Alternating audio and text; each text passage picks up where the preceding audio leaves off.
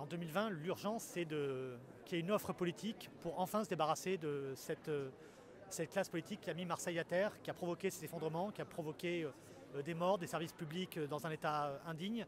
Et donc, l'urgence, c'est de répondre aux trois urgences. Justement, pour nous, il y a trois urgences essentielles.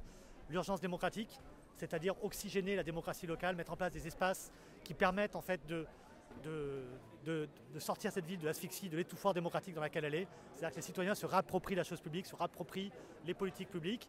C'est l'urgence sociale, et on voit bien qu'une des premières urgences en matière sociale, ça va être de répondre à la crise du logement indigne. Il y a 100 000 personnes qui vivent dans des logements indignes dans cette ville. Donc c'est la question de l'urgence sociale essentielle. Mais c'est également l'état des écoles.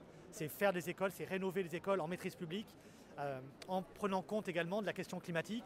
C'est lutter toujours au niveau social, mais là c'est lié à l'urgence écologique également.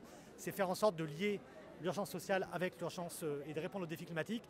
C'est de lutter contre la précarité énergétique. On a à Marseille, pareil, environ 150 000 personnes qui vivent dans des passoires thermiques, qui payent parfois plus de charges que de loyers.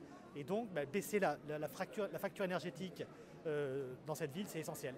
Nous, Marseille, en 2020, l'urgence, c'est de réconcilier la ville, apaiser la ville, c'est-à-dire sortir du tout-voiture, d'une ville polluée, etc. Et donc, c'est réconcilier. Et ça se fera en rassemblant la ville, en rassemblant les citoyens pour permettre ce changement.